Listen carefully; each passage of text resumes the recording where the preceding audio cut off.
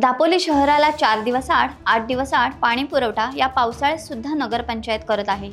दापोली शहराला पाणी पुरवठा वारंवार खंडित करण्यात येत आहे। नारगोली धरण 100% भरलेले आहे। एवढा पाणीसाठा असून सुद्धा दापोली शहराला पाणी पुरवठा व्यवस्थित केला जात नाही असे नागरिकांचे म्हणणे आहे।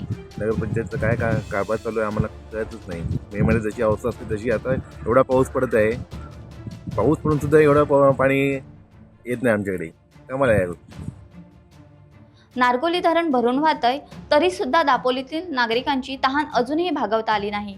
वेळोवेळी गाडी फिरून नगरपंचायत आपल्या घरपट्टी पाणीपट्टी संदर्भात नागरिकांना सूचना देत असते।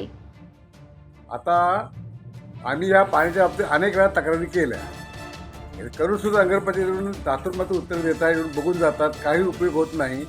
याच्यावर पर्याय म्हणून काय करावे नगरपंचायती सुचवावी। जर का नगरपंचायत हद्दीतील रहिवासींनी घरपट्टी पाणीपट्टी वेळेत भरली नाही तर पाणी पुरवठा खंडित करण्यात येईल। वेळेत घरपट्टी पाणीपट्टी भरून सुद्धा नागरिकांना पाणी पुरवठा व्यवस्थित करण्यात येत नाही। पाणी अजिबात नाही। मे महिन्यात जसं पाणी येतं तसंच इथं पाणी येतंय, येते म्हणजे येतच नाही। प्रॉब्लेम मोठा म्हणजे काय, आता बाजारातनं पाणी विकत आणायची वेळ आली असा हा नगरपंचायतचा भोंगळ कारभार चालू आहे। त्यामुळे नागरिक संतप्त झाले आहेत। जो एप्रिल मे महिन्यामध्ये पाणीचा फरकडण जे चालू होता ते आत्ता पण हेच आहे चालू, ते काय बदली झालेला नाही। दापोली शहरातील नागरिकांना दररोज पाणी कधी मिळणार असा प्रश्न शहरातील नागरिक उपस्थित करीत आहेत।